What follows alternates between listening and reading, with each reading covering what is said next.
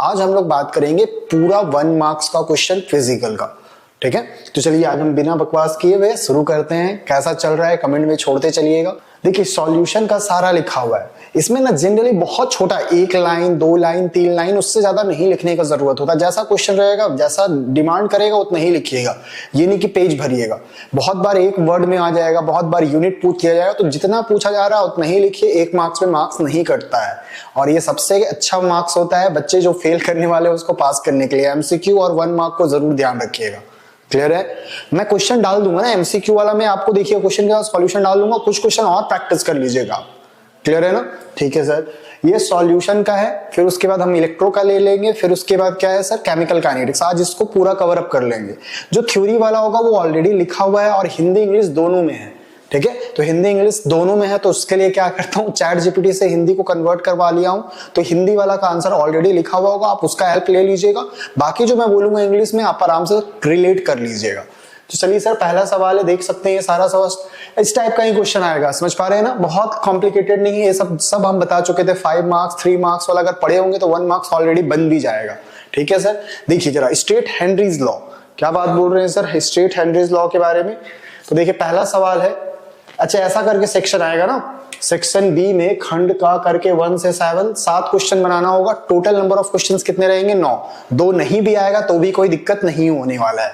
तो हम लोग हेनरी लॉ के बारे में बात कर रहे थे, तो हेनरीज लॉ के बारे में क्या लिख लीजिएगा। देखो हेनरीज लॉ क्या बोलता था, ऐसे हम ऑलरेडी बात किए हुए सब पे। एक नया पेज ले लेते हैं ना, हेनरीज लॉ। तो हेनरीज लॉ के बारे में लिख देते हैं कुछ सवाल का। Henry's law,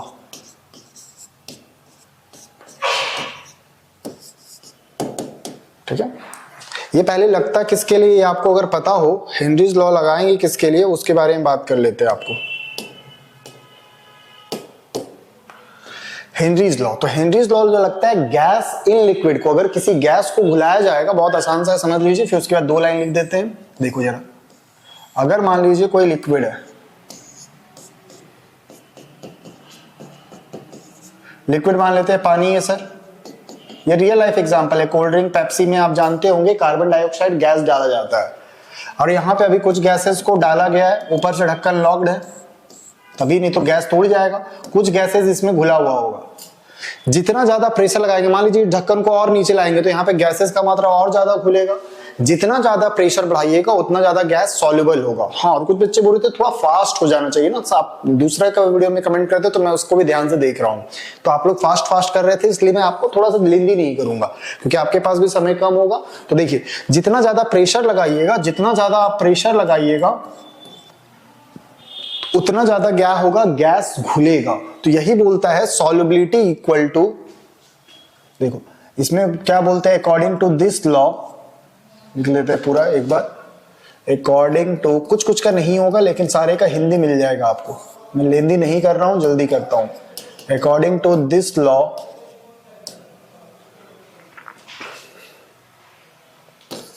solubility of,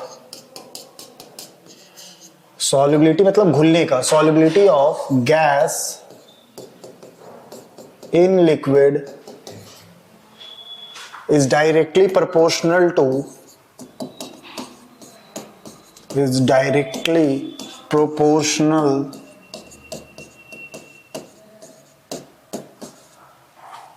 to pressure of the gas, pressure of the gas at constant temperature, constant temperature. इस डायग्राम बनाने का जरूरत नहीं था ना, टेम्परेचर फिक्स करेंगे ना, टेम्परेचर चेंज करेंगे तब तो फिर और भी चेंजेस होंगे। तो जो भी काम कर रहे हैं टेम्परेचर फिक्स है, तो प्रेशर बढ़ाने से गैस का सॉल्युबिलिटी बढ़ेगा। तो हम इसी को हम फॉर्मूला बता दे रहे हैं। ये आपका 3 नंबर में भी चला जाएगा और 1 मार्क्स में भी आ जाएगा, थोड़ा लिख लीजिएगा, कोई मार्क्स काटेगा नहीं। तो हेनरीज लॉ में क्या बोलता है सर, तो हेनरीज लॉ था प्रेशर, तो प्रेशर को P2 से बोल रहे हैं, डायरेक्टली प्रोपोर्शनल होगा सॉल्युबिलिटी का, सॉल्युबिलिटी, बस इतना ही लिख दीजिएगा तो चलेगा। और अगर आपको थोड़ा बहुत पढ़े भी होंगे तो प्रोपोर्शनैलिटी साइन हटा देते, एक इक्वल टू डालते और यहाँ पे क्या डाल देंगे KH into X2। यही है आपका हेनरीज लॉ। क्लियर है, यही है आपका हेनरी लॉ, इतना लिख लेंगे आराम से आ जाएगा। ठीक है, चलिए सर, बिल्कुल नेक्स्ट आते हैं। देखिए दूसरा क्या बोला गया है, रॉल्स लॉ। रॉल्स लॉ भी सॉल्युबिलिटी का ही बेसिस है, लेकिन इसमें दो लिक्विड को मिलाया जाएगा। क्लियर है, दो लिक्विड के लिए, जो अभी अब हम बात करने वाले हैं लिक्विड के लिए, वोलाटाइल लिक्विड्स के लिए। देखिए एक मान लीजिए पानी है, वाटर है। क्लियर है, इसको हम लोग मान लेते हैं ए, या जैसे अगर ए बात कर लेते तो इसको ए ही बोल देते हैं। हिंदी वाले का लिखा हुआ है ना बाबू, इंग्लिश में हम बता दे रहे हैं, इंग्लिश में तो नहीं लिखा हुआ है, तो हम ठीक है दूसरा पेन ले रहे हैं ना, ताकि आप समझ भी पाए। और एक पेन एक थोड़ा सा अलग ले रहे हैं। मान लीजिए ये वाला जो गोल गोल बना रहे हैं ना, वो है अल्कोहल, और इसको सिंबल में कैसे डिनोट करेंगे, बी से। और दोनों वोलाटाइल लिक्विड है। वोलाटाइल उसको बोलते हैं जिसका भाप बनता है। तो देखो कुछ भाप बनेगा 1A का भी, और कुछ भाप बनेगा B का। तो जो B का बन रहा है उसको PV बोलेंगे, प्रेशर क्रिएट करेगा ना भाई, भाप बन रहा है तो भाप तो प्रेशर लगाएगा। और इसको क्या कह दे रहे हैं, PA। ये क्या बोलता है, पार्शियल प्रेशर होगा वो डायरेक्टली प्रोपोर्शनल होगा मोल फ्रैक्शन का। मोल फ्रैक्शन जानते भी होंगे, अभी आ भी जाएगा। मोल फ्रैक्शन या मोल अंश करते हैं, तो उसको देखते हैं, बात करते हैं। हिंदी वाले का लिखा हुआ है। तो रॉल्स लॉ क्या होता है सर, व्हेन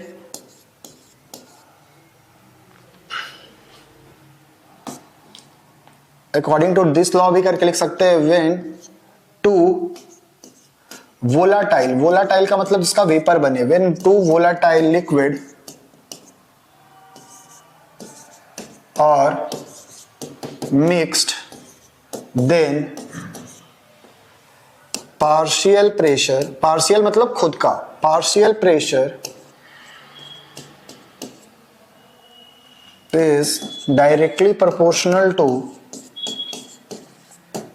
हिंदी नहीं करेंगे, बहुत आसान रखेंगे, डायरेक्टली प्रोपोर्शनल टू। इसलिए थ्योरी वाला का चीज को ऑलरेडी लिखा रहेगा तो समझाने में बहुत फास्ट हो जाएगा। तो मैं कुछ कुछ का रखा हूं जानबूझ का, इस चैप्टर का नहीं रखा हूं, बाकी का रख दिया हूं। ठीक है, तो देखो कि लिखेंगे वही चीज जो बोलने वाले हैं, तो उससे अच्छा लिखा रहे तो ज्यादा बेटर रहेगा। बिल्कुल sir, when two volatile liquids और मिक्स्ड, को समय लगेगा ना यार, और आप भी अपना समय बर्बाद करके कोई फायदा नहीं है, क्योंकि मैं भी लिखूंगा वही पहले लिखा रहेगा। और mixed then partial pressure is directly proportional to mole fraction. ये हम शायद कर चुके हैं यूट्यूब पे भी, हम इसका शायद इस चैप्टर का केवल बताए हैं यूट्यूब पे। Is directly proportional to mole fraction of that liquid. अब वही है, तो देखो पार्शियल प्रेशर है वो डायरेक्टली प्रोपोर्शनल होगा मोल फ्रैक्शन का, एक्स को कहते हैं मोल फ्रैक्शन। अभी प्रोपोर्शनैलिटी साइन हटाएंगे तो एक कांस्टेंट आएगा, और उसी को कहते हैं P not a. Sir P not क्या है, जब प्योर रहेगा, प्योर रहता है उसको क्या कहते हैं, नॉट। ज्यादा एक्सप्लेन करेंगे तो फिर लेंदी करेंगे ना, सेम टू सेम बी के लिए भी बोल सकते हैं। बिल्कुल सर, तो पीबी जो होगा वो डायरेक्टली प्रोपोर्शनल होगा एक्स बी का, और PB equals to P not B. Not का मतलब प्योर होता है ना बाबू, पढ़े भी होंगे तो तुरंत तुरंत करते चलेंगे। हम ऐसा नहीं समझ रहे हैं कि आप एकदम नहीं पढ़े हो, फर्स्ट चैप्टर सब तो जरूरी पढ़े होंगे, और नहीं भी पढ़े होंगे तो लिखा हुआ है, इसको ध्यान रखेंगे। नेक्स्ट चलते हैं, मोल फ्रैक्शन। मोल फ्रैक्शन क्या होता है देखो भाई, छोटा छोटा सा टर्म्स है। मान लीजिए एक लिक्विड है, जैसे अभी बनाए, इसको 1 बोल देते हैं, जैसा अभी भाई बताए थे, ए भी बोल सकते हैं। और एक लिक्विड है जो डॉट डॉट है, इसको कह रहे हैं 2। मोल फ्रैक्शन किसी का अगर 1 का निकालना है तो मोल फ्रैक्शन ऑफ 1, और इसको कहेंगे मोल फ्रैक्शन 2। नाम ही है मोल का फ्रैक्शन, मतलब मोल का रेशियो। तो अगर x1 का बात करेंगे ना, तो n1/nt, जरा जिसका निकालेंगे उसका मोल ऊपर रहेगा, डिवाइड कर दीजिएगा टोटल मोल से। और x2 का निकालेंगे तो ये आ जाएगा n2/nt। सर 1 2 तो समझ में आ रहा है, nt क्या होगा, दोनों को जोड़ दीजिए, n1 प्लस n2 को ही कह रहे हैं nt। क्लियर है, अब इसी को वर्ड्स में लिख दीजिएगा, बाकी हिंदी में लिखा हुआ है। हिंदी में क्या बोलते हैं सर, मोल अंश। तो इसमें क्या बोलेंगे, मोल फ्रैक्शन, लिख देता हूं, मोल fraction of any component, mole fraction of any component is defined as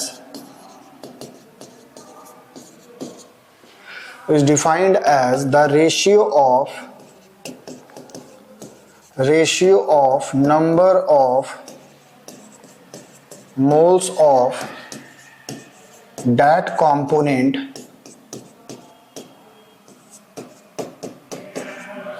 mole fraction of any component is defined as the ratio of number of moles of that component. और ये सबको पढ़ के जाइएगा, पक्का मिलेगा भाई, चाहे 1 में मिले चाहे 3 में मिले, मार्क्स मिलेगा आपको, चाहे एमसीक्यू में मिले।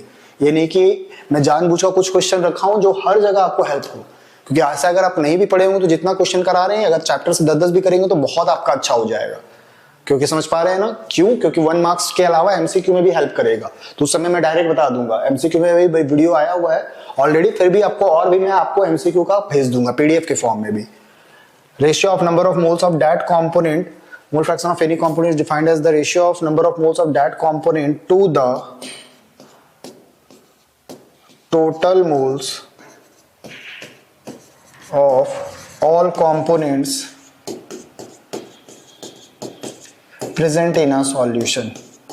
एक क्वेश्चन पक्का आएगा यहां से, एक क्वेश्चन 7 पढ़ के जा रहे हैं ना, एक मिल जाएगा आपको, ठीक है। अगली बार तो 100 ही मिल जा रहा था। चलते हैं अभी हम लोग उस पर भी एक वीडियो बनाएंगे। पार्ट्स पर मिलियन फॉर्मूला पढ़े हैं भाई, पार्ट्स पर मिलियन का छोटा छोटा सा टर्म में देख लीजिए। Mass of solute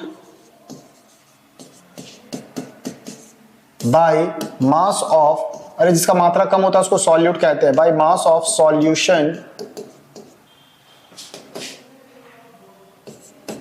into 10 to the power 6। अरे मिलियन है, पीपी पार्ट्स पर मिलियन, मतलब 1 मिलियन लेंगे और 1 मिलियन का मतलब होता है 10 लाख, और 10 लाख में कितना जीरो होता है? 6 जीरो।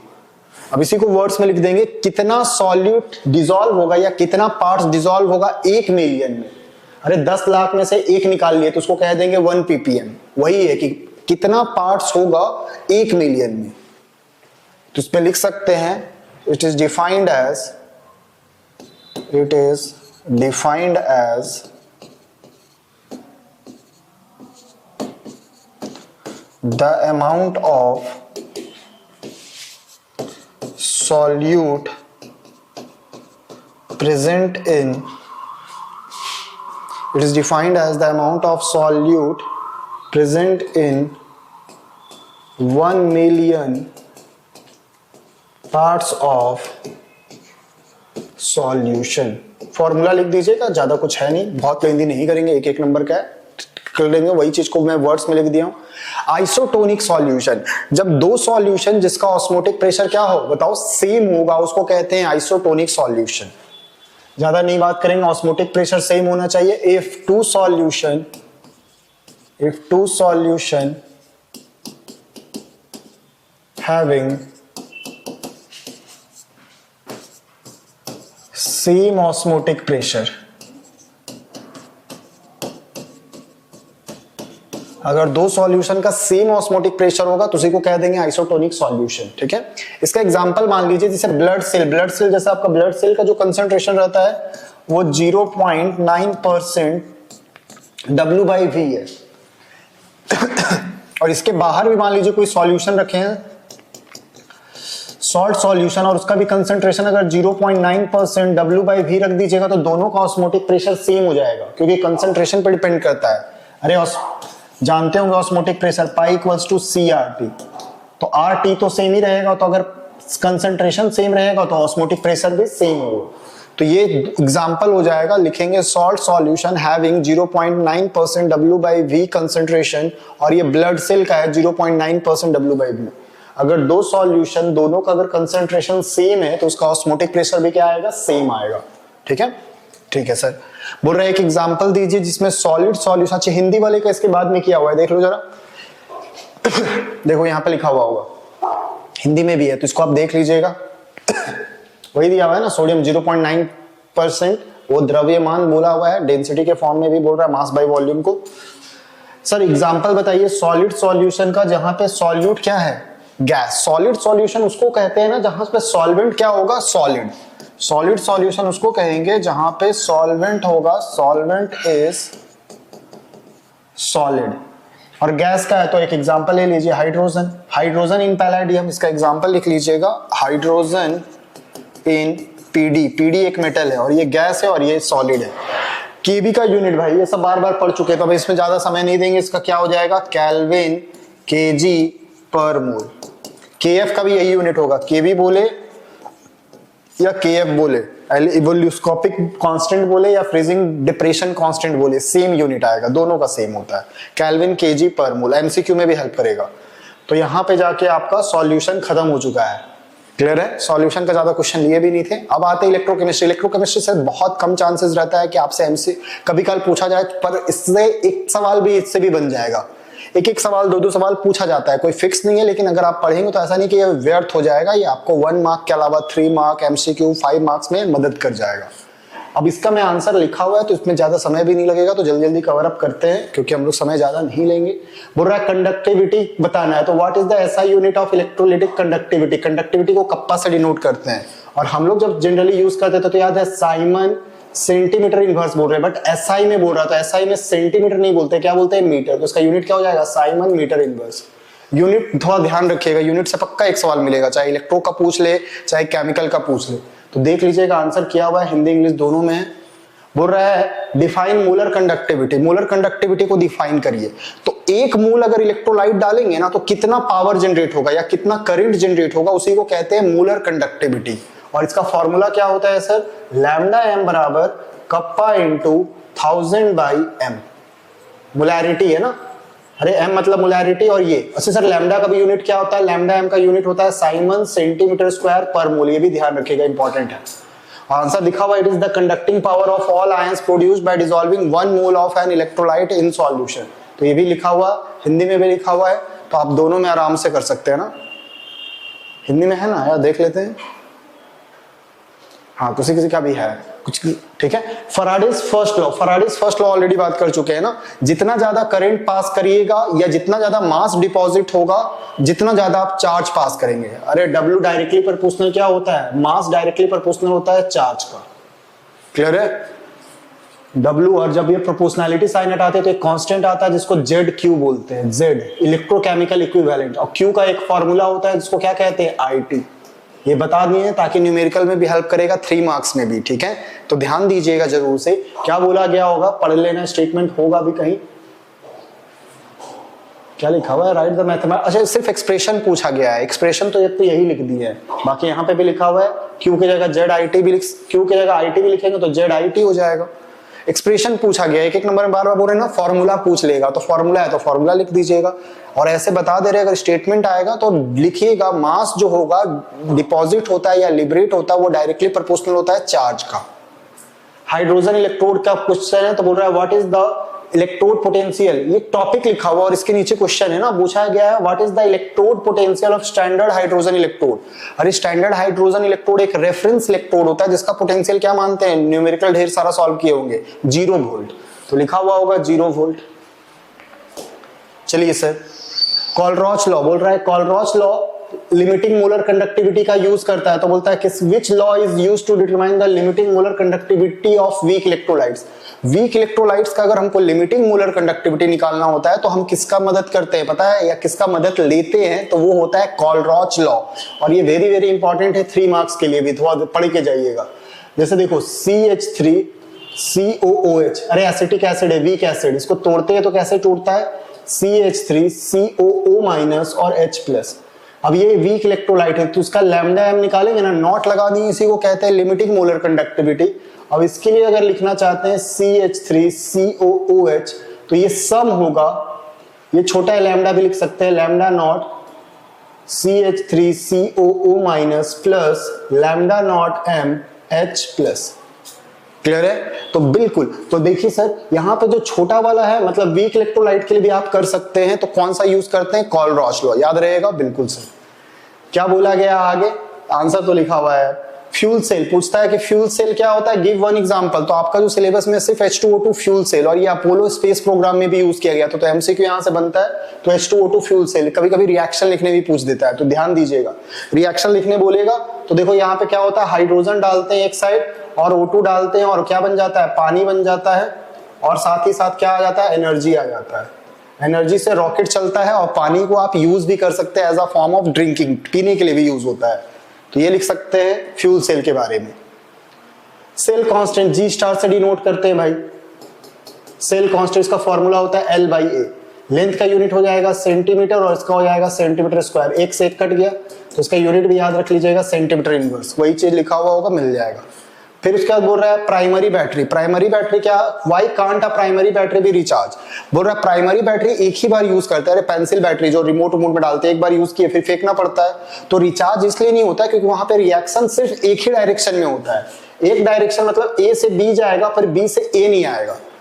और मोबाइल वाला बैटरी जान रहे होंगे ना, मोबाइल वाला बैटरी भाई, मोबाइल वाला, तो मोबाइल में जो बैटरी होता है भाई, मोबाइल में जो बैटरी आपका आता है वो क्या होता है, रिचार्ज होता है, मतलब रिएक्शन रिवर्सिबल होगा। तो मोबाइल वाला बैटरी सेकेंडरी बैटरी में आ जाएगा, ए बी में भी जाएगा और बी ए में भी जाता है। तो वही वर्ड्स में लिखा हुआ होगा, because the chemical reaction occurs only once and is irreversible, क्योंकि यहाँ पे रिएक्शन सिर्फ एक बार होगा और रिवर्सिबल नहीं होता है, मतलब इरिवर्सिबल होता है। तो वही वर्ड्स है, समझ पा रहे होंगे।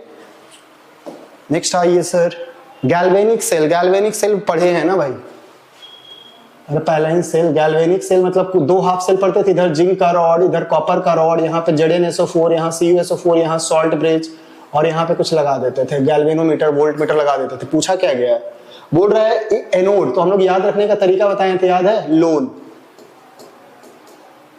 लेफ्ट, O का मतलब ऑक्सीडेशन, बहुत हेल्प करता है बाबू, A का मतलब एनोड, और N का मतलब क्या होता है, नेगेटिव। तो क्या पूछा था, एनोड, तो एनोड कौन सा होगा, तो जहां पे ऑक्सीडेशन होगा, एनोड है तो एनोड पे क्या होगा, ऑक्सीडेशन, और ये टर्मिनल कैसा होगा, नेगेटिव। दूसरा है कोरोजन से, बोल रहा है कौन सा मेथड है जिससे कोरोजन आयरन को रोका जाए। बताओ क्या करेंगे, कोरोजन पेंट कर दीजिए, ग्रीस लगा दीजिए, ऑयल लगा दीजिए, या फिर आप गैल्वेनाइजेशन करके आता है उसमें जिंक का परत चढ़ा दीजिए, अरे फोल्ड कर दीजिए जिंक के साथ। तो वही है गैल्वेनाइजेशन, इंपॉर्टेंट है, ध्यान रखिएगा, कोटिंग ऑफ जिंक, जिंक से कोट कर देंगे, उसी को कहते हैं गैल्वेनाइजेशन, इंपॉर्टेंट है, आपका मिल जाएगा एक नंबर में, यही होगा। और ये आपका आया था इलेक्ट्रोलिटिक सेल। इलेक्ट्रोलिटिक सेल क्या होता है ना, जो बाहर से बैटरी दिया जाता है, और पूछा क्या गया, डेल्टा जी। तो डेल्टा जी, अच्छा डेल्टा जी का फॉर्मूला जानते हैं आप, minus of NF, what is the sign of delta G. यहां पे बाहर से बैटरी लगाया जाता है, समझ पा रहे हैं, और ये प्रोसेस नॉन स्पॉन्टेनियस होता है। अगर नॉन स्पॉन्टेनियस होता है, एक ये फॉर्मूला मैं बता दिया हूं, और इलेक्ट्रोलिटिक सेल क्या होता है सर, नॉन स्पॉन्टेनियस, ये पहले भी बताए होंगे, कहीं ना कहीं हमको लग रहा है बताया हुआ है। नॉन स्पॉन्टेनियस में डेल्टा जी का वैल्यू क्या होता है, ग्रेटर देन 0। अब नॉन स्पॉन्टेनियस मतलब जैसे खुद ब खुद नहीं, जैसे अगर मैं इसको ऊपर से छोड़ूंगा तो नीचे आएगा, लेकिन नीचे से ऊपर जाने के लिए नहीं जा पाएगा, अरे जाएगा तो ताकत लगाना पड़ रहा है भाई, ठीक है। तो वैसा प्रोसेस जो खुद से नहीं होता उसको कहते हैं नॉन स्पॉन्टेनियस, और अगर स्पॉन्टेनियस होता तो यहाँ पे डेल्टा जी का वैल्यू लेस देन 0 हो जाता, और ये होता है स्पॉन्टेनियस के लिए, और डेल्टा जी का वैल्यू इक्वल्स टू 0। जैसे मोटर लगा के पानी खींच रहे हैं तो उसमें तो ताकत लगा रहे हैं ना भाई, तो वो नॉन स्पॉन्टेनियस है। तो ऐसा ही इलेक्ट्रोलिटिक सेल में भी बैटरी लगाते हैं तो वो नॉन स्पॉन्टेनियस होगा, और ये ग्रेटर होता है 0, और 0 होगा मतलब इक्विलिब्रियम। आई होप कि क्लियर है, डेल्टा जी का वैल्यू अगर 0 होगा तो वो इक्विलिब्रियम है, ठीक है। चलिए सर, चलिए केमिकल काइनेटिक्स पे आते हैं, थर्ड चैप्टर। तो यही है आपका लास्ट चैप्टर जो फिजिकल केमिस्ट्री कंप्लीट हो जाएगा। बाकी आप अपना कमेंट छोड़ सकते हैं। आप लोग 1 मार्क के लिए कह रहे, अरे भाई मेरे को ही बनाना है, ठीक है, पैसा लिया हूं तो तुम लोग को तो पक्का दे दूंगा, तो उसके लिए परेशान नहीं होना है। आपका 13 तारीख को ही ना पेपर है, तो आई होप कि आप अच्छा से पढ़ रहे होंगे। अगर वीडियो देख लिए तो बचा है 1 मार्क, तो 1 मार्क तो आप आराम से देख सकते हैं, ठीक है। Define the rate of a reaction. Rate क्या होता है सर, तो रेट होता है, rate change in concentration of reactant या प्रोडक्ट बाय कितना टाइम लिया है, इसी को कहते हैं रेट। और रेट का यूनिट याद रखिएगा, मोल पर लीटर पर सेकेंड। हर एक कंसंट्रेशन का यूनिट होता है मोल पर लीटर, और इसका यूनिट होता है सेकेंड। तो रेट क्या है, तो उसी को change in concentration of reactant और प्रोडक्ट पर यूनिट टाइम। बहुत आसान सा छोटा छोटा सा सवाल है। यूनिट पूछ रहा है रेट कांस्टेंट का 0 ऑर्डर रिएक्शन के लिए। मान लीजिए कोई रिएक्शन है, समझा देता हूं, ए जा रहा है बी में, और इसके लिए रेट लिख रहे हैं, तो रेट बराबर के कंसंट्रेशन ऑफ ए का पावर 0। तो पूछ रहा है रेट, तो रेट का यूनिट क्या आ जाएगा सर, तो रेट का तो अभी जस्ट बताए थे, मोल पर लीटर पर सेकेंड। के की जगह के, और ए का पावर 0 है, तो ए का पावर 0 मतलब इसका वैल्यू क्या आ जाएगा 1। अब इसके लिए यूनिट लिखेंगे तो के बराबर मोल पर लीटर पर सेकेंड। अरे 0 ऑर्डर के लिए वही है, बहुत आराम से निकाल सकते हैं। अगर 1 ऑर्डर होता तो यहाँ पे 1 आ जाता। कर सकते हैं, ठीक है, बिल्कुल सर। नेक्स्ट चलते हैं बाबू, ज्यादा समय नहीं देते। Activation energy, activation energy graph के फॉर्म में शायद आप पढ़े होंगे, और नहीं पढ़े हैं तो बोर्ड पे ध्यान दीजिएगा। अगर नहीं पढ़े हैं तो देखो मैं बता देता हूं। इधर एक्सिस में रहता है वाई एक्सिस में एनर्जी, और यहां पे रहेगा रिएक्शन प्रोग्रेस। रिएक्शन प्रोग्रेस मतलब पहले रिएक्टेंट रहेगा वो प्रोडक्ट, तो रिएक्टेंट प्रोडक्ट में जाता है, पहले इंटरमीडिएट के पास जाता है, पहले ऐसा जाता है।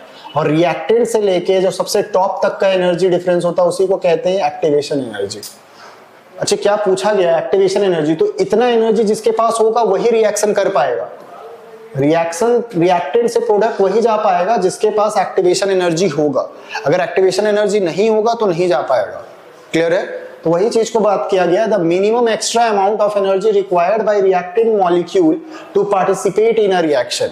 एक मिनिमम एनर्जी चाहिए होगा जिससे रिएक्टेंट किसमें कन्वर्ट हो पाए? प्रोडक्ट में। उसी को कह देंगे हम लोग एक्टिवेशन एनर्जी। क्लियर है सर? बिल्कुल। आगे बात करते हैं, how does the rate constant के change with increase in temperature. Rate constant क्या होगा बताओ? अगर टेम्परेचर बढ़ाएंगे तो रिएक्शन जल्दी होने लगेगा, अगर जल्दी हो रहा है तो रेट कांस्टेंट बढ़ता है, तभी जल्दी हो पा रहा है। तो याद रखिएगा, अगर टेम्परेचर बढ़ाते हैं तो के का वैल्यू बढ़ता है, वही वर्ड्स में होगा, the rate constant increases with an increase in temperature. अगर हम टेम्परेचर बढ़ाएंगे तो रेट कांस्टेंट भी क्या होगा? बढ़ेगा। छोटा छोटा बातें ध्यान रखेंगे जरूर से, मिल जाएगा आपको। पूछ रहा है what is the unit of rate constant for first order reaction. बताओ भाई, खुद से करो, पॉज करो और खुद से करो। अभी जस्ट बताए थे ए जा रहा है बी में, तो रेट बराबर अभी हम बताए थे के कंसंट्रेशन ऑफ ए का पावर 1। अरे फर्स्ट ऑर्डर बोल दिया तो इसलिए 1 लिखे। रेट का यूनिट बताए थे मोल पर लीटर पर सेकेंड, के की जगह के, और इसका कंसंट्रेशन है, कंसंट्रेशन का यूनिट क्या आएगा? मोल पर लीटर। पावर 1 है तो कोई फर्क नहीं, मोल पर लीटर कट गया तो बचेगा क्या? के, और के का यूनिट क्या आ गया? Second inverse. किसके लिए है? फर्स्ट ऑर्डर के लिए। क्लियर है? कुछ कुछ कर दिया हूं। Can molecularity of a reaction be zero? नहीं हो सकता जीरो। क्यों होगा भाई? अरे मॉलिक्युलरिटी क्या होता है? जैसे यहाँ पे अगर एक मॉलिक्यूल है और वो बना रहा है तो इसका मॉलिक्युलरिटी क्या हो जाएगा? 1। अगर 2 है, यहाँ पे मान लीजिए बी प्लस सी बनाया तो मॉलिक्युलरिटी कितना हो गया? 2। जितना मॉलिक्यूल होगा, क्या अगर 0 होगा तो रिएक्शन होगा क्या? नहीं। तो इसका आंसर क्या होगा? बोलेगा नो। मॉलिक्युलरिटी हमेशा पॉजिटिव इंटीजर होगा। ठीक है? नो। तो मॉलिक्युलरिटी का वैल्यू 1 होगा, 2 होगा, 3 होगा, इस टाइप का होगा। तो नो, मॉलिक्युलरिटी का जो आंसर होगा वो हमेशा क्या होगा? Positive integer. इंटीजर मतलब समझ पाते हैं ना? 1 2 3 4 ऐसा वैल्यू। 0 नहीं हो सकता, माइनस में नहीं हो सकता, फ्रैक्शन में भी नहीं हो सकता। Write the Arrhenius equation. पढ़े होंगे भाई, खाली अर्हेनियस इक्वेशन तो ऐसा लिख रहा है, के बराबर ए इंटू ई का power minus of E A by R T. यही है अर्हेनियस इक्वेशन। क्लियर है? हिंदी नहीं कर रहे हैं बाबू, जाओ जल्दी कर रहे हैं क्योंकि आपको खत्म भी करना है। What is the relationship between half life and rate constant for first order? बहुत पॉपुलर फॉर्मूला आप जानते भी होंगे, टी हाफ बराबर 0.693 बाई के, यही होता है मेन। क्लियर है? रेट कांस्टेंट और ये टी हाफ है। Pseudo first order reaction. Pseudo क्या होता है? सूडो का मतलब जो सही नहीं है, लग रहा है बट है नहीं। जैसे मान लीजिए ए और बी दो चीज रहेगा ना, और यहाँ पे सी, तो अगर बात करेंगे इसमें से एक ना एक चीज क्या रहेगा? एक्सेस। एक्सिस में रहता है ना, तो इसको कंसंट्रेशन को क्या मान लेते हैं? कांस्टेंट। हमेशा एक ना एक एक्सिस रहेगा, उसी को क्या कहते हैं? Pseudo first order reaction. आपका सिलेबस में सिर्फ सूडो फर्स्ट ऑर्डर ही है, तो स्टेटमेंट पढ़ लीजिए, reaction which is not truly first order, जो कि ट्रूली फर्स्ट ऑर्डर नहीं होगा लेकिन फर्स्ट ऑर्डर जैसा ट्रीट होता है अंडर सर्टेन कंडीशन, जैसे कि कोई ना कोई एक्सेस में रहेगा। क्लियर? एग्जांपल याद रख लीजिएगा, हाइड्रोलिसिस ऑफ ईस्टर।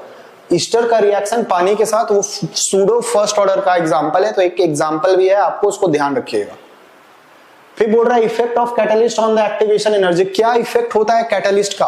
अरे अभी जस्ट बताए थे, देखो जरा, रिएक्शन प्रोग्रेस हम उसी पे बता दे रहे हैं।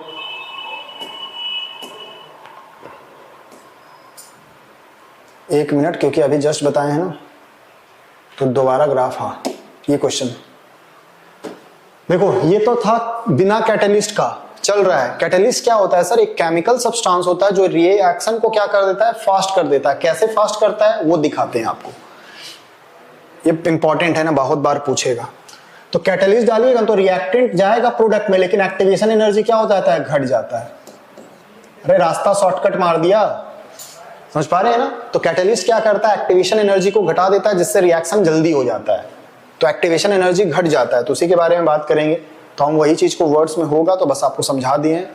तो अब catalyst lowers the activation energy by providing the alternative pathway. Catalyst क्या करता है, एक्टिवेशन एनर्जी को घटा देता है। क्लियर है? बिल्कुल। बोल रहा है कौन सा ऑर्डर होगा, तो आपका सिलेबस में जब भी ग्राफ आएगा तो आंसर याद रखिएगा, जीरो ऑर्डर होगा या तो फर्स्ट ऑर्डर। अब इसका फॉर्मूला देखते हैं, टी हाफ अभी जस्ट पढ़े थे, टी हाफ बराबर अभी जस्ट पढ़े थे फर्स्ट ऑर्डर का 0.693 बाई के।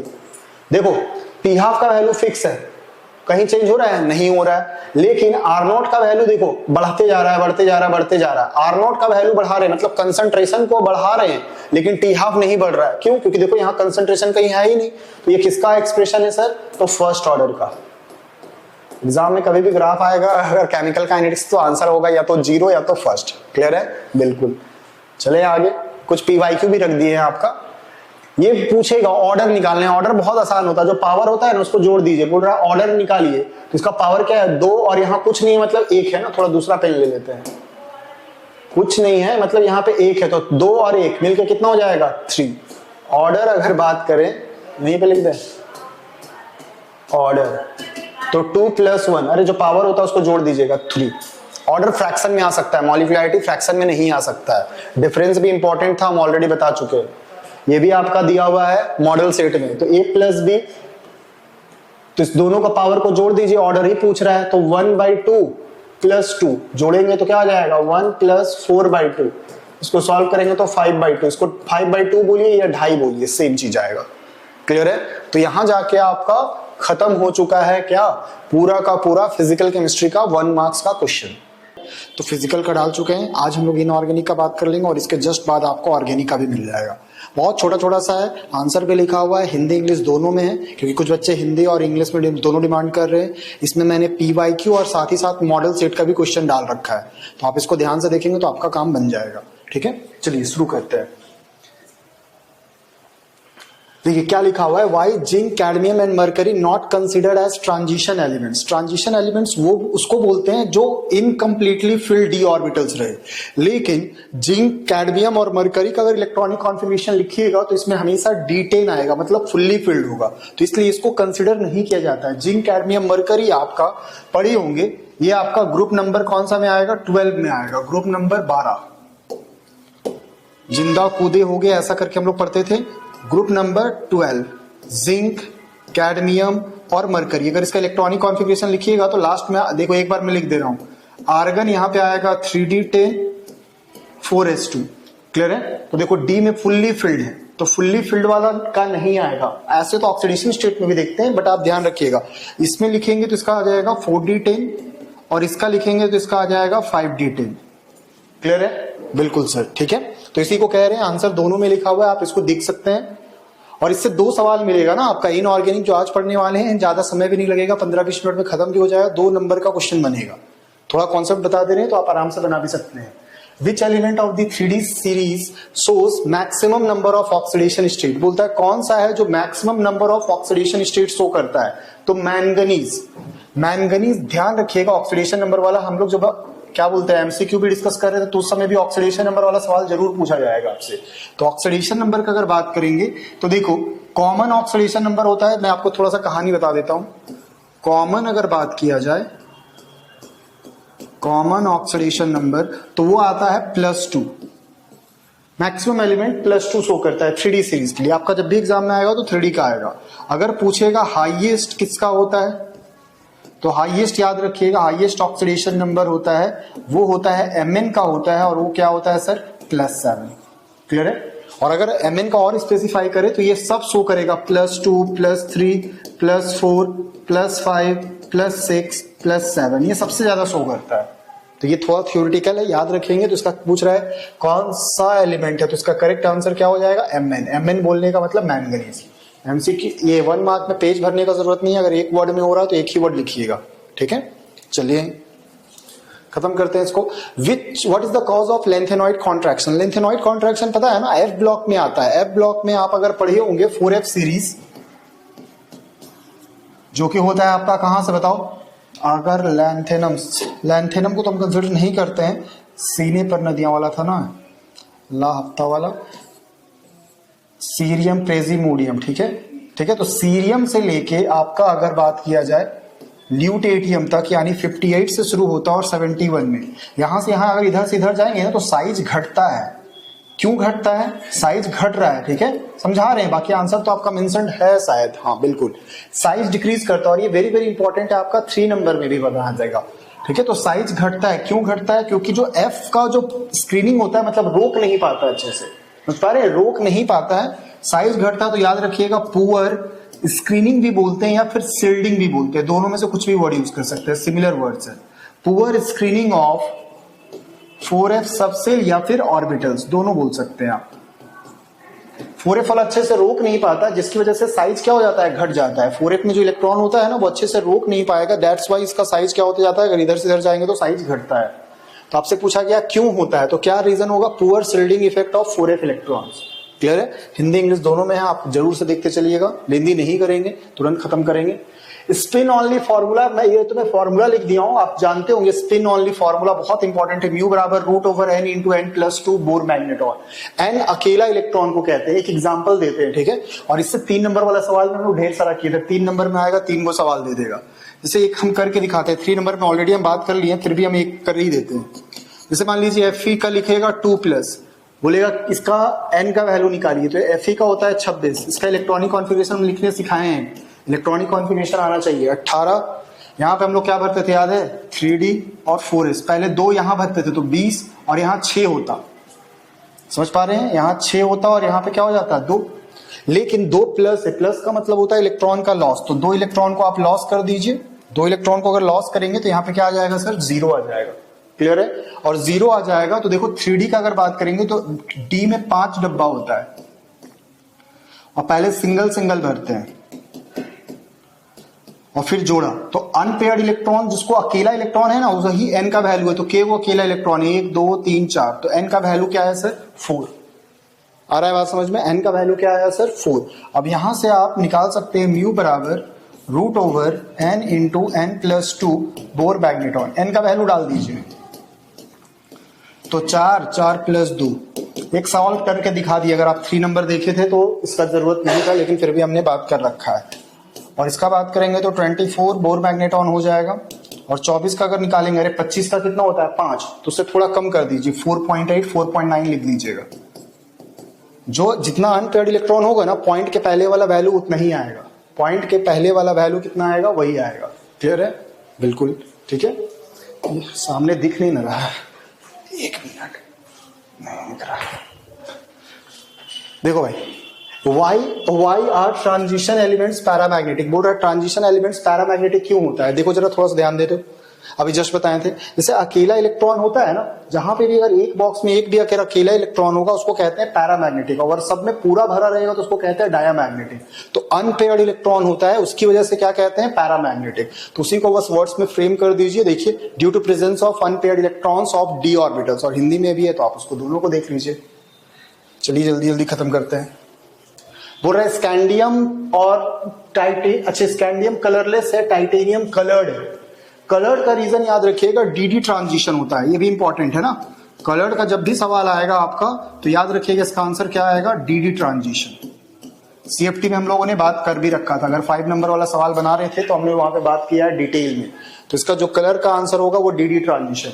और dd ट्रांजिशन कौन नहीं करेगा, कलर नहीं करेगा तो उसमें 2 केस होता है, नॉट सोज, या तो D0 हो या तो D10। अगर ये कहीं आ जाएगा ना तो कलरलेस हो जाता है। क्या हो जाता है, कलरलेस। D0 और D10 में क्या हो जाएगा, कलरलेस। क्लियर है? अब इसका इलेक्ट्रॉनिक कॉन्फ़िगरेशन निकाल लीजिए, अपने पता चल जाएगा। स्कैंडियम याद रखना भाई 21 होता है, अरे 18 तो है, आर्गन का ही हो गया, और इसमें 3 निकाल दिए तो D में भी 0 आ जाएगा और S में भी 0। अरे 21 है तो होता क्या, यहाँ पे 2 भरते और यहाँ पे 1, बट 3 प्लस है तो तीनों निकाल दिए तो यहाँ पे D0 आया, तो इसलिए कलरलेस, क्योंकि इसमें क्या है, D में कोई इलेक्ट्रॉन नहीं है, तो यहाँ पे dd ट्रांजिशन नहीं पॉसिबल होगा, not dd transition possible, no dd transition possible. यहाँ पे dd ट्रांजिशन क्या होगा सर, पॉसिबल ही नहीं होगा। और अगर बात करेंगे टाइटेनियम का, तो टाइटेनियम पे 3+, इसका हो जाएगा 22, तो यहाँ आर्गन लिखेंगे 3D में 2 आता और 4s में भी 2, लेकिन 3 निकाल दिए तो यहाँ 0 हो जाएगा और यहाँ 2 में से 1 घटा दिए तो 1 यहाँ पे तो है, तो यहाँ पे क्या होगा, कलर्ड होगा। कलर्ड इसलिए होगा क्योंकि डीडी ट्रांजिशन होगा, उसी को वर्ड्स फ्रेम कर दिया गया है। तो चेक करते चले जाएंगे, लिखा हुआ भी है दोनों में। बोल रहा है लेंथेनॉइड कॉन्ट्रैक्शन क्यों होता है, तो बता चुके हैं। पुअर स्क्रीनिंग, सेम क्वेश्चन कुछ मिलेगा तो आप ध्यान दे दीजिएगा क्योंकि इंपॉर्टेंट भी है। बोल रहा है 2 एफ ब्लॉक में, तो एफ ब्लॉक में 2 सीरीज होता है, एक 4F सीरीज जिसको कहते हैं लेंथेनॉइड्स और एक होता है 5F सीरीज जिसको कहते हैं एक्टिनॉइड्स। पढ़े होंगे, बहुत आसान सा सवाल है आपका। बोल रहा है lanthanoid element is radio active, बोलता है कौन सा एक ही एलिमेंट है जो रेडियो एक्टिव है, एक्सेप्शन वाला, प्रोमेथियम। याद रखिएगा, बहुत बार सीबीएसई में पूछा जाता है प्रोमेथियम। इलेक्ट्रॉनिक कॉन्फ़िगरेशन लिखना है, लिख लेंगे भाई, ये सब इंपॉर्टेंट है जैक के लिए बाबू। 24 होता है, ये हट के केस शो करता था, देखो तो इसका लिखेंगे आर्गन 3D 4s, S में 1 होता था और D में 5 होता था। पढ़े होंगे। 3 निकालेंगे तो यहां से 1 निकालें तो 0 हो जाएगा और यहां से 2 निकालेंगे तो यहां पे आ जाएगा 2 निकाले तो 3। यही हो गया इलेक्ट्रॉनिक कॉन्फ़िगरेशन। क्लियर है, ये सब PYQ भी है। बोल रहा है लेंथेनॉइड कॉन्ट्रैक्शन क्या होता है, तो रेगुलर डिक्रीज इन साइज, लिख देते हैं एक बार, on moving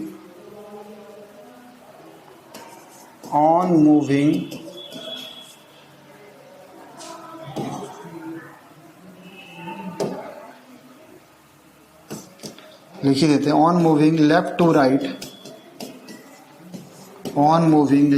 to right along 4F series, there is a regular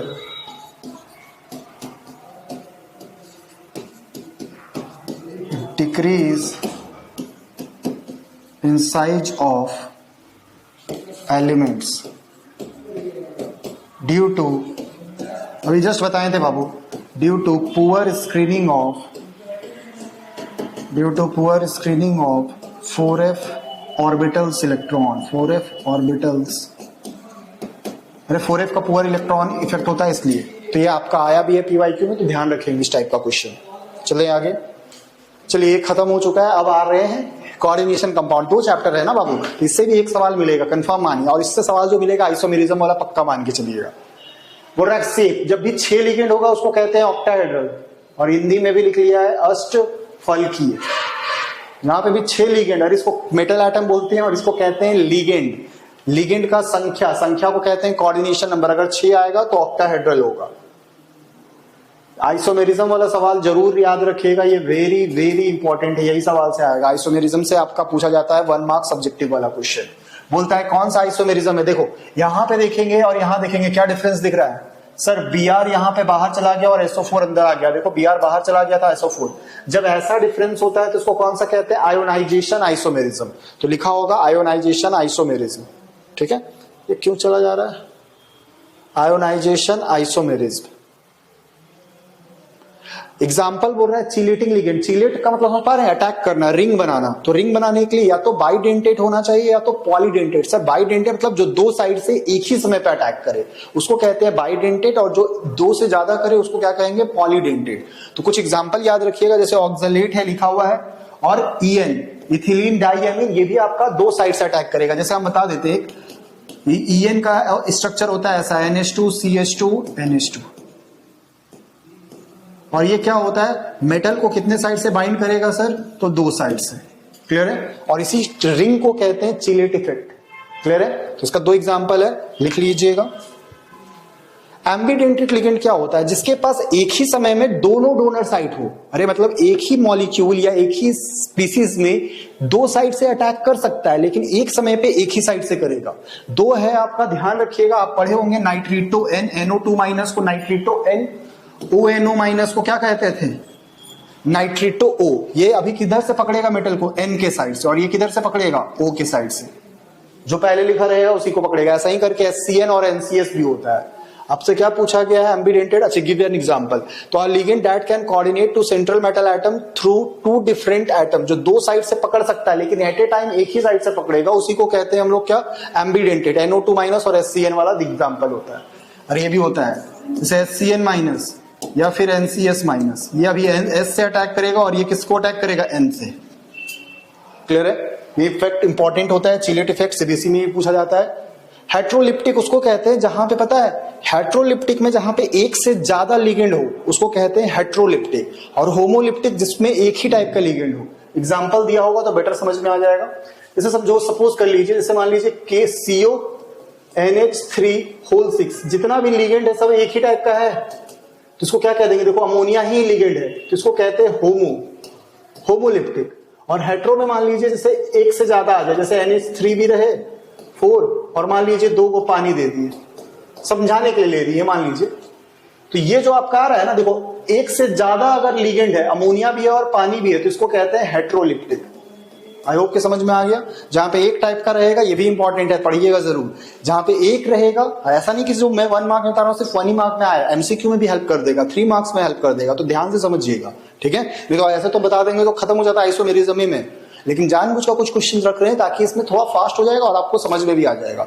होमो का मतलब जो एक ही टाइप का लिगेंड रहे उसको कहते हैं होमो, और एक से ज्यादा लिगेंड होगा उसको कहते हैं हेट्रो, ठीक है। What is the coordination number of PT का कोऑर्डिनेशन नंबर, के को कोऑर्डिनेशन, देखो ईएन अभी जब बताए थे, ईएन एक साथ कितनी अटैक करता है, 2, तो ईएन के लिए कितना आ जाएगा बताओ, 2, एक ईएन अगर 2 साइड से तो 2 ईएन कितना हो जाएगा, 4, और इसके लिए 6, तो इसका टोटल कोऑर्डिनेशन नंबर कितना आ जाएगा, 6। अरे बाइडेंटेट मतलब कितने साइड से अटैक करता है, तो बाइडेंटेट 2 साइड से, तो ईएन आपका बाइडेंटेट है तो वो एक ही समय पे 2 साइड से अटैक करेगा, तो 2 ईएन कितने साइड से अटैक हो जाएगा, 4, और 2 इधर से, तो 6 आ जाएगा। तो इसलिए इसका कोऑर्डिनेशन नंबर क्या आ जाएगा, 6। जब भी कोऑर्डिनेशन नंबर का सवाल आएगा या तो 4 आंसर होने वाला है या तो 6 आने वाला है। जल्दी खत्म करेंगे, फिर हम लोग यूट्यूब पर भी आपको बनाना है भाई, तुम लोगों का ऐप का चक्कर में हम यूट्यूब पर नहीं आ रहे होंगे। Name the coordination compound used in treatment for cancer, बहुत इंपॉर्टेंट है। कैंसर का ट्रीटमेंट में याद रखिएगा, सिस्प्लैटिन नाम का ड्रग होता है जिसमें कैंसर में कीमोथेरेपी में यूज होता है। सिस्प्लैटिन इसका स्ट्रक्चर बनाया हुआ PTNH3(2)Cl2, ठीक है। चलिए सर, बिल्कुल। अब ये सब है आपका PYQ का, बोल रहा है देखो इस बार फिर से कोऑर्डिनेशन वाला बताए ना, PYQ और मॉडल सेट सब डाल दिए हैं। यहां पे देखिए ये है, तो दोनों में देखेंगे तो कोबाल्ट ही है, NH3। अच्छा देखो, जब 2 टाइप का कॉम्प्लेक्स दिख रहा होगा ना, जैसे यहाँ पे भी एक कॉम्प्लेक्स और ये भी एक कॉम्प्लेक्स, तो इसका एक और बनेगा, देखो मैं लिख दे रहा हूं, यहाँ पे हम लिख दे रहे हैं CrNH3(6). जब भी ऐसा 2 कॉम्प्लेक्स देगा ना, उसको कोऑर्डिनेट आइसोमेरिज्म या कोऑर्डिनेशन आइसोमेरिज्म बोलते हैं।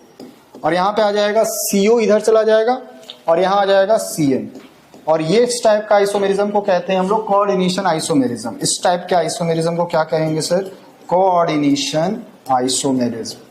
आइसोमेरिज्म वाला ही सवाल आएगा बाबू, ये सब तो हम आपको एक्स्ट्रा बता दिए ताकि आपका एमसीक्यू में हेल्प हो जाएगा। एमसीक्यू का और पीडीएफ अटैच कर देंगे, आप उसमें आंसर भी रहेगा तो आप उसे देख लीजिएगा, क्योंकि सिलेबस खत्म हो गया है, क्लियर है। तो एमसीक्यू का पीडीएफ अटैच कर देंगे, वीडियो तो हम आपका यूट्यूब पर भी आते जाएगा, तो थोड़ा एमसीक्यू वीडियो यूट्यूब पर भी देख सकते हैं, और पीडीएफ में आपको ऐप पर अवेलेबल करवा दे रहा हूं। राइट ऑल ज्योमेट्रिकल आइसोमर्स, ठीक है, बोल रहा है इसका ज्योमेट्रिकल आइसोमर्स। ज्योमेट्रिकल मतलब समझ पाते हैं ना, ज्योमेट्रिकल सिस ट्रांस वाला 4 है, तो इसमें बता दो। ऐसा थोड़ा अच्छा सवाल दे दिए, थोड़ा सीबीएसई वाला भी, अगर तो क्वेश्चन टफ भी बनाएगा ना तो आपका इससे बाहर नहीं जाएगा।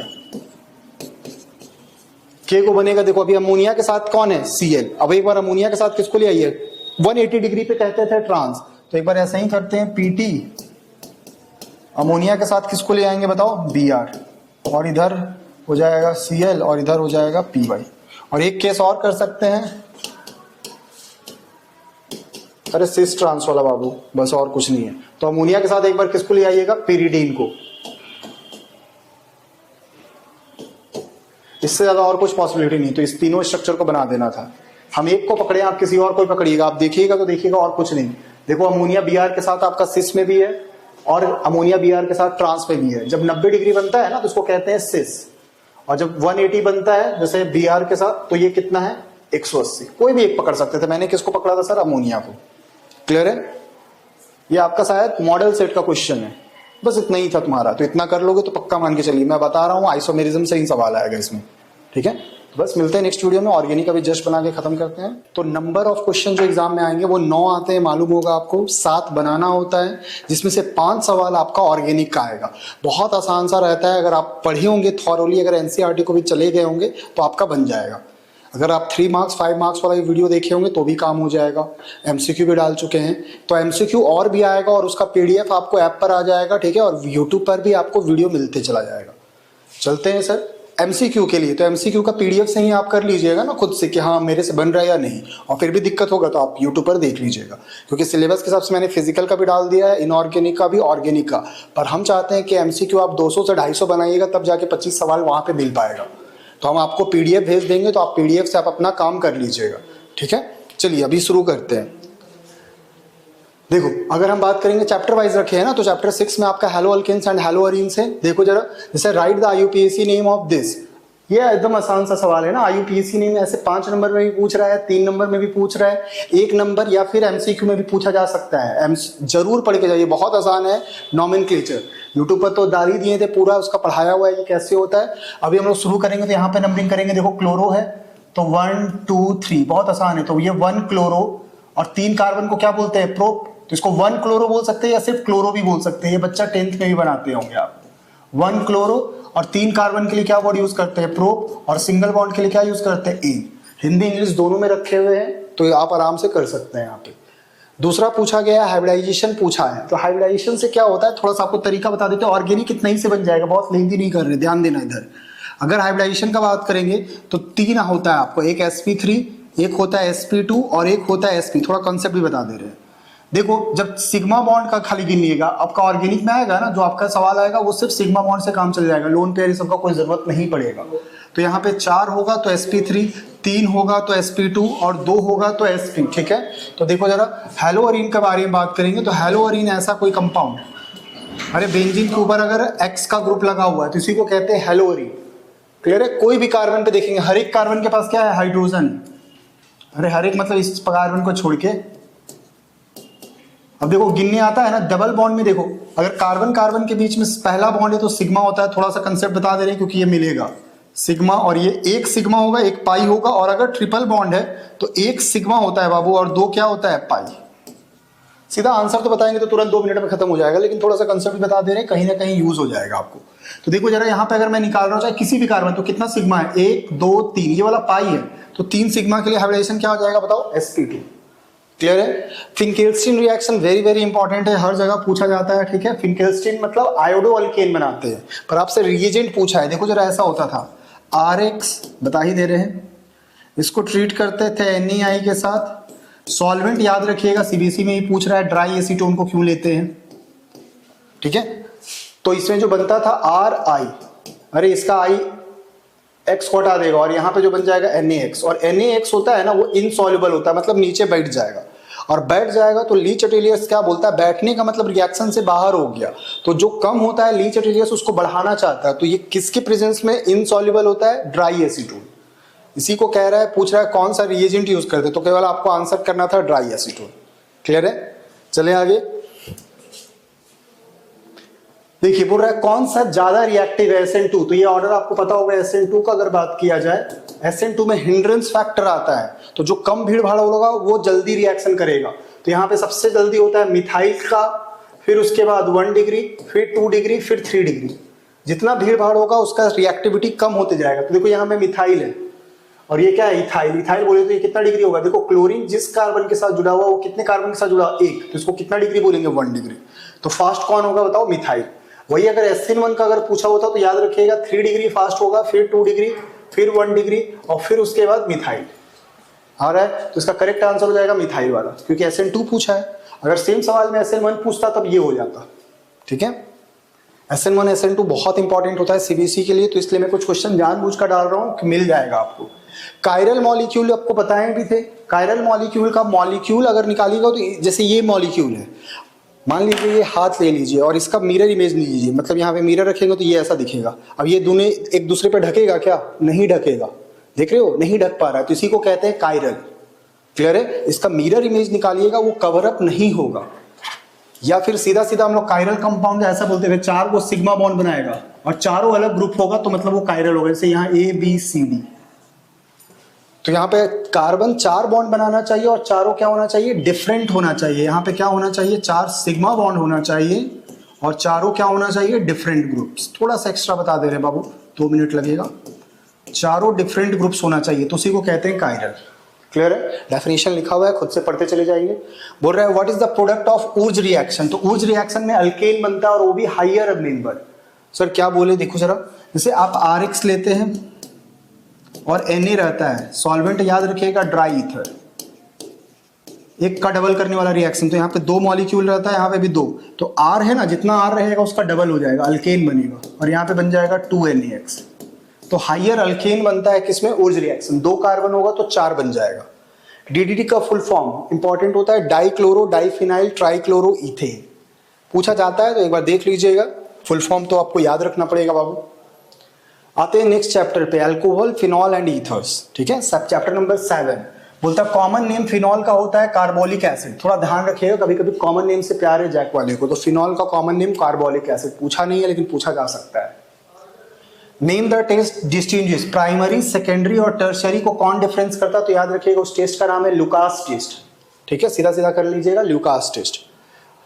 लुकास रिएजेंट कौन सा होता है, तो HCl और ZnCl2 होता है। देखो HCl और कौन सा होगा, ZnCl2, इसी के प्रेजेंस में होता है रिएक्शन, ठीक है। 3 डिग्री वाला तुरंत रिएक्शन कर जाता है, अगर आप पढ़े होंगे तो 2 डिग्री वाला 2 मिनट 3 मिनट लेगा, और 1 डिग्री वाला बहुत ना के बराबर, और उस भी गर्म करेंगे तब जाके होता है। फिनॉल क्यों एसिडिक होता है, देखो एसिडिक होता है क्योंकि फिनॉक्साइड आयन, देखो एसिडिक, देखो फिनॉल क्या होता है सर, बेंजीन का खोपड़ी पे OH लगा रहेगा। अगर ये एसिडिक है तो हम लोग क्या करते थे, याद है, H+ को हटा दीजिए, बोर्ड पे देखेंगे, देखो अगर H+ को हटा देंगे तो क्या आ जाएगा, O पे-। अब यहाँ पे ये रेजोनेंस स्टेबलाइज होता है, समझ पा रहे हैं, ये जो आयन है इसी को कहते हैं फेनॉक्साइड आयन, क्या बोलेंगे बताओ, फेनॉक्साइड आयन, और ये रेजोनेंस स्टेबलाइज होता है, इसलिए क्या होता है एसिडिक। अरे एसिडिक वही बोलेंगे ना जो H+ छोड़ने के बाद भी क्या हो, दिक्कत नहीं है, जैसे अमीर आदमी, उसको जो पैसा दे दिया फिर भी तुमसे नहीं मांग रहा है तो उसको कहेंगे अमीर आदमी, तो ये ऐसा ही है कि H+ छोड़ भी दे रहा है फिर भी इसको कोई दिक्कत नहीं हो रहा है, तो इसलिए इसको क्या कहेंगे, एसिडिक। जो H+ दे के भी उसको दिक्कत नहीं होना चाहिए, तो दिक्कत कैसे नहीं होगा, जब वो खुद स्टेबल होगा, ठीक है। तो ये है आंसर भाई, याद रख सकते हैं, फिनॉक्साइड आयन रेजोनेंस स्टेबलाइज होता है। चलिए सर आगे चलते हैं, बोल रहा है name the reaction used to prepare salicylaldehyde, याद है सैलिसाइलडिहाइड फिनॉल से किससे बनाते थे, रीमर टिमर रिएक्शन, लिख देते हैं रीमर टिमर रिएक्शन, इसमें तो सिर्फ नाम लिखना था बाबू, CHCl3 KOHS के साथ ले सकते थे, तो आप यहाँ पे OH और इसी के बगल में CHO आता था, इसी कंपाउंड का नाम है सैलिसाइलडिहाइड, और इस रिएक्शन का नाम है रीमर टिमर रिएक्शन, ठीक है। तो reamer Timmer reaction Hindi English दोनों में मेंशन है। डीनेचुरेटेड अल्कोहल का मतलब होता है ना, जैसा नेचुरल रहता है उसको डीनेचर्ड करना। डीनेचर्ड कैसे करते हैं पता है, उसमें केमिकल मिला देते हैं, मिथेनॉल मिला देते हैं या फिर डाई ऐड कर देते हैं, उसी को कहते हैं डीनेचुरेटेड अल्कोहल, वेरी वेरी इंपॉर्टेंट है, ठीक है। अल्कोहल को खराब कर देना, जैसे इंडस्ट्री में तो कोई पिए खाए नहीं, समझ पा रहे होंगे आप, अगर पी खा के फिर उसमें फैक्ट्री में अगर वर्क कर रहे हैं तो उसमें दब जाएगा, तो इसलिए उसको क्या किया जाता है, मिथेनॉल में डाल दिया जाता है और डाई भी ऐड कर देते हैं। अगर आप लैब गए होंगे तो देखिएगा अल्कोहल आपका कलरलेस होता है लेकिन आपको ब्लू ब्लू सा दिखेगा, तो उसमें डाई कलर एडेड रहता है, तो उसी को कहते हैं डीनेचुरेटेड अल्कोहल। वैसा अल्कोहल जिसको पीने लायक न रहने दे उसको कहते हैं डीनेचर्ड अल्कोहल। खत्म हो गया है। नेक्स्ट आते हैं aldehyde, ketones and carboxylic acid. अगर आप एनसीईआरटी में न्यू बुक के हिसाब से चलेंगे तो चैप्टर नंबर 8 है। चलिए sir, which of the functional group, ketones, ketones में कुछ नहीं ऐसा होता है यार, CO ग्रुप होता है और क्या, कुछ क्वेश्चन बहुत इजी है, ऐसा तो नहीं देखा, ठीक है। कार्बोनिल इसको कहते हैं। बोलता है रिएजेंट पूछ रहा है, रोजेनमंड रिएक्शन, नेम रिएक्शन तो बहुत इंपॉर्टेंट है, मैंने एक ही बार में खत्म भी कर दिया था। तो H2PDBSO4 होता है, रिएजेंट यूज करते हैं। बोल रहा है कौन सा ऐसा अल्डिहाइड है जो फेलिंग टेस्ट नहीं देता है, तो याद रखिएगा एरोमेटिक वाला, मतलब बेंजीन रिंग के साथ अगर अल्डिहाइड रहेगा ना तो वो नहीं देता, इसी को कहते हैं बेंजल्डिहाइड, तो ये फेलिंग टेस्ट नहीं देगा। फॉर्मलिन, समझ पा रहे हैं ना, जैसे बायोलॉजिकल स्पेसिमेन, किसी का अगर ऑपरेशन हो रहा है तो कुछ अगर बॉडी का पार्ट्स निकाला गया तो हवा में नहीं रखता, उसको एक सॉल्यूशन में डाल के रखता है और उस सॉल्यूशन का नाम क्या है, फॉर्मलिन। फॉर्मलिन में क्या होता है सर, 40% का सॉल्यूशन रहता है जिसमें फॉर्मल्डिहाइड डालते हैं और बाकी जो रहेगा वो पानी डालते हैं। अरे मतलब 100 ml बना रहे हैं तो 40 ml का क्या रहेगा, फॉर्मल्डिहाइड। फॉर्मल्डिहाइड बोले तो ऐसा कंपाउंड बाबू HCOH, इसी को कहते हैं फॉर्मल्डिहाइड, और उसके साथ साथ पानी रहेगा। ये 40 और ये कितना रहेगा, 60। क्लियर है, इसी को कहते हैं 40% aqueous solution of formaldehyde. IUPAC नहीं बताना, इथेनोइक एसिड। तो देखो एक कार्बन दो कार्बन के लिए क्या आ जाएगा, इथ, कार्बन कार्बन के बीच में सिंगल बॉन्ड, तो ई नहीं लिखेंगे क्योंकि ओइक आने वाला है, तो ओइक एसिड। आई होप कि नोमेनक्लेचर में तो दिक्कत नहीं होना चाहिए। तो इथेनोइक एसिड। विनेगर, विनेगर में बच्चा लोग पढ़ते हैं एसिटिक एसिड या इथेनोइक एसिड, उसी का कॉमन नेम है अरे जो ऊपर लिखे हैं ना बाबू उसी का कॉमन नेम है एसिटिक एसिड। तो पूछ रहा है कि कौन सा होगा, तो acetic acid. Name the reaction COCl। तो इसमें कौन सा रिएक्शन आ जाएगा बताओ, रोजेनमेंट रिएक्शन। अभी जस्ट पढ़े थे, रोजेनमेंट से बार बार पूछ रहा है, थोड़ा ध्यान रखिएगा रोजेनमेंट के बारे में। Finkelstein, Rosenmund, very very important. आते हैं नेक्स्ट चैप्टर जिसको कहते हैं अमाइंस। ठीक है, अमाइंस में क्या होता है, बेसिक नेचर क्यों होता है, जो लोन पेयर को डोनेट कर पाएगा उसी को वो कहते हैं। तो अमाइन होता है ना, अमाइन RNH2। अरे लोन पेयर को जो डोनेट कर सकता है या H+ को खींच सकता है उसको कहते हैं हम लोग क्या बताओ, बेस, जिसको हिंदी में कह रहे हैं क्षारीय। Name the reagent in carbylamine. Very very important reaction है, टेस्ट में अगर आपको पता भी होगा कार्बाइल अमीन रिएक्शन किसके साथ होता है, तो क्लोरोफॉर्म और KOH के साथ। कार्बाइल अमीन रिएक्शन पढ़े भी होंगे, गंदा से स्मेल आता है, आइसोसाइनाइड टेस्ट करके, RMC करके। ठीक है, तो ये रिएजेंट ध्यान रख लीजिएगा, 1 मार्क के हिसाब से इंपॉर्टेंट है। बाकी सब तो हम लोग डिटेल बात कर चुके हैं आपका। हिंसबर्ग रिएजेंट क्या होता है sir, benzene sulfonyl chloride. Benzene के सर पे ऐसा रहेगा, बेंजीन सल्फोनाइल क्लोराइड, इसी को कहते हैं benzene sulfonyl chloride. Benzene sulfonyl chloride. अच्छा क्या पूछा क्या गया है, विच अमीन डज नॉट, तो बेंजीन हिंसबर्ग रिएजेंट के साथ, हिंसबर्ग रिएजेंट इसी को कह रहे हैं बेंजीन सल्फोनाइल क्लोराइड। कौन सा नहीं देता, तो 1 डिग्री और 2 डिग्री तो रिएक्शन कर जाएगा, पर 3 डिग्री नहीं रिएक्शन करता है। ठीक है, क्योंकि 3 डिग्री के पास नहीं कर पाएगा। क्यों नहीं करता था, इसका रीजन भी बताने का भी जरूरत है क्या, ये तो हम लोग ऑलरेडी पढ़ चुके हैं। तो हिंसबर्ग रिएजेंट के बारे में अगर बात करेंगे तो ये 3 डिग्री का नहीं देगा, 1 डिग्री और 2 डिग्री का आपका दे पाएगा, क्योंकि उसके पास हाइड्रोजन नहीं होता है ना बाबू 3 डिग्री में। हाइड्रोजन जिसके पास होगा वही ना Cl के साथ रिएक्शन करेगा, यहाँ पे हाइड्रोजन ही नहीं है, तो 3 डिग्री वाला नहीं कर पाता है। What is the product of Hoffmann bromide bromamide degradation reaction, तो अमाइन बनाता है यार, और वो भी कैसा अमाइन, तो प्राइमरी अमाइन RNH2 बनता है हॉफमैन ब्रोमामाइड। अरे CO को हटा देता था, याद है आप पढ़ते होंगे, तो RCONH2, एक कार्बन कम भी कर देता था, तो इसको कहते थे RNH2। तो प्राइमरी अमीन बनाते हैं Hofmann bromamide degradation. Very very important name reaction है, हम लोग ऑलरेडी बात कर चुके हैं, तो अभी तो हम लोग सिर्फ MC 1 मार्क वाला कर रहे हैं। और ये आ गया आपका लास्ट चैप्टर जिसका बायोमॉलिक्यूल्स का मैंने कंप्लीट बना दिया है, आपके ऐप पर भी आ गया होगा। 3 मार्क्स में ही आएगा, 5 मार्क्स में नहीं आता है, तो इसका छोटा छोटा सवाल बनेगा, देख लीजिए एक बार। बोलता है कौन सा शुगर प्रेजेंट होता है मिल्क में, तो कौन सा प्रेजेंट होता है सर, लैक्टोज। याद रखिएगा, बार बार पूछेगा। रिकेट्स, हड्डी कमजोर हो जाता है किस विटामिन की कमी से, विटामिन D की कमी से। विटामिन वाला पार्ट जरूर पढ़ के जाइए, 1 या 2 सवाल विटामिन से पूछा जाएगा।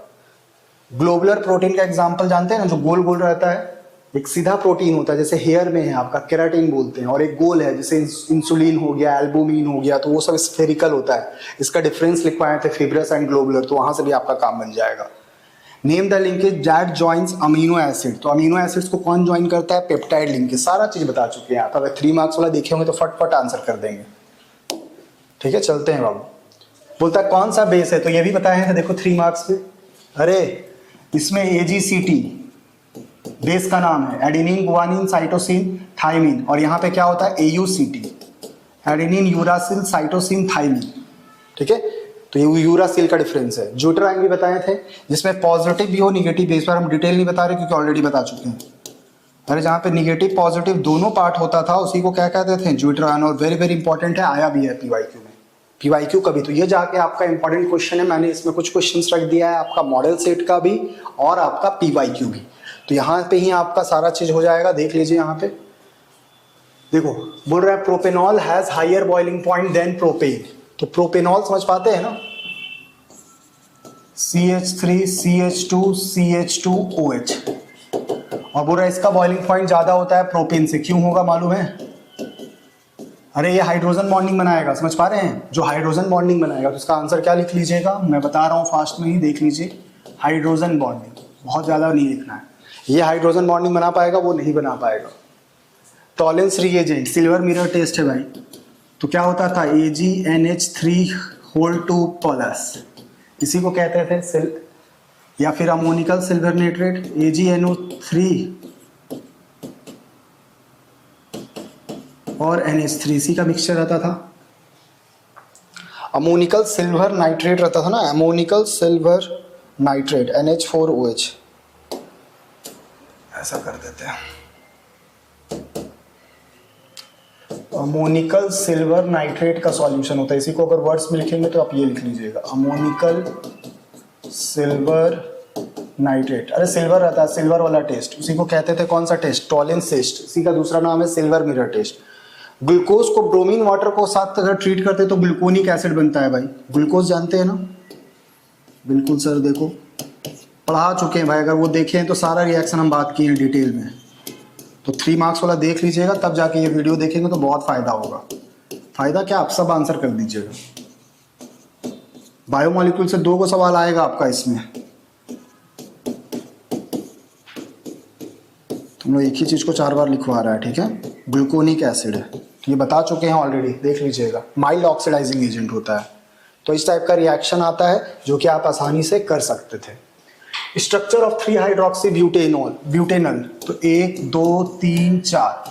ब्यूटेनल मतलब अल्डिहाइड, अल्डिहाइड, अरे अल का मतलब, और 3 पे हाइड्रोक्सी तो 1 2 3, 3 पे OH, और यहाँ पे डाल देंगे, यहाँ पे H, और यहाँ पे आ जाएगा CH2। PYQ और model set very very important है, पक्का मान के चलिए कुछ ना कुछ सवाल आपको डायरेक्ट मिल जाएगा। हुबहू नेम द मिल्क शुगर बता चुके थे, लैक्टोज, तो सेम टाइप का सवाल देख लो, फिर से आया हुआ है। बोल रहा ब्यूटेनॉल अगर रिएक्ट करता है तो क्रोमीन, ये ऑक्सीडाइजिंग एजेंट है ना, तो ब्यूटेनॉल अगर बनाए तो ब्यूटेनॉल बना देगा, और क्या, CH3 CH2 CO, अरे ब्यूटेन 2 ऑल है ना बाबू, यही है ब्यूटेन 2 ऑल। अब इसको क्रोम CrO3 या PCC के साथ करेंगे तो यहाँ पे पता है क्या होता है, इसका एक हाइड्रोजन और यहाँ का एक हाइड्रोजन निकाल जाएगा, और यहाँ पे बन जाएगा डबल बॉन्ड, तो CH3 CH2 C double bond O CH3, इसी का नाम है ब्यूटेनॉल। क्या बनेगा बताओ, ब्यूटेनॉल, ब्यूटेनॉल। अरे 2 नंबर नहीं लिखते हैं, बताए हैं नोमेनक्लेचर में, 3 और 4 नंबर में कीटोन के लिए नहीं लिखते हैं नंबरिंग 1 2। अरे एक ही पोजीशन पे कीटोन आएगा, वो 2 ही पे आएगा, तो लिखने का जरूरत नहीं होता है। हो गया सर। बोल रहा कौन सा ऐसा रिएजेंट है जो अल्डिहाइड और कीटोन को अल्फा हाइड्रोजन किसमें होता था, अल्डोल कंडेंसेशन, और बीटा हाइड्रोक्सी एल्डिहाइड और कीटोन, तो रिएजेंट पूछा है तो आपको क्या होता था, डाइल्यूट बेस, जैसे डाइल्यूट NaOH ले लीजिए या डाइल्यूट KOH ले लीजिए, बस हो गया, और क्या, सीधा सीधा। आगे बोलता है what happens when aniline is treated with bromine water, 2,4,6 tri nitro बना देगा, Br2 और वाटर के साथ कर देंगे तो ये तीनों जगह ना जोड़ देगा, NH2, यहाँ पे भी Br, यहाँ पे भी Br, और यहाँ पे भी Br, 2,4,6 try bromo aniline.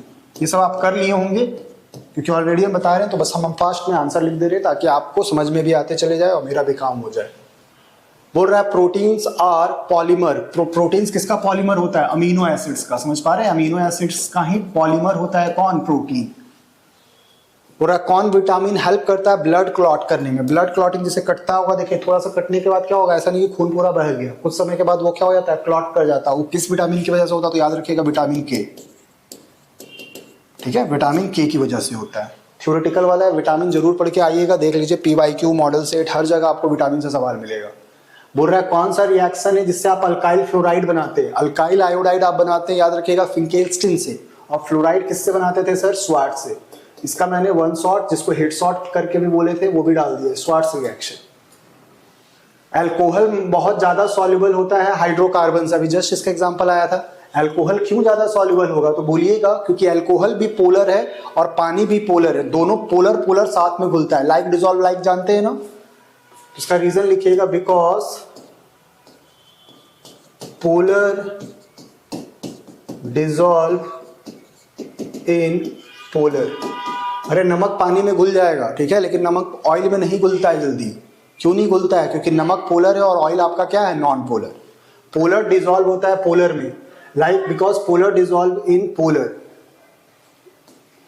And alcohol and water both are polar. आप भी अपना संगति बनाते होंगे तो वैसे ही बनाते होंगे जैसा आपका नेचर होता है, ठीक है। तो पोलर चीज पोलर में घुलता है, नॉन पोलर चीज नॉन पोलर में घुलता है। और भी फैक्टर होता है, लेकिन ब्रॉडली अगर बात किया जाए तो ये मेजॉरिटी ही रहेगा, ये मेजॉरिटी में यही रहेगा। हिंसबर्ग रिएजेंट बता दिए थे भाई, बेंजीन सल्फोनाइल क्लोराइड, ये हम बता चुके हैं ऑलरेडी, तो अभी हम फिर से नहीं जाएंगे इस पे। हिंसबर्ग रिएजेंट से बहुत बार पूछा जा रहा है, तो पढ़ के जाइएगा इस बार हिंसबर्ग रिएजेंट कब आखिरी है, बेंजीन सल्फोनाइल क्लोराइड। 3 डिग्री वाला नहीं कर रहा था, याद है, बेंजीन सल्फोनाइल क्लोराइड। बोल रहा है अल्फा हेलिक्स कौन सा बॉन्ड रहता है, तो याद रखिएगा हाइड्रोजन बॉन्डिंग। बताया गया है आपका अल्फा हेलिक्स बीटा शीट में सब में क्या हाइड्रोजन बॉन्डिंग।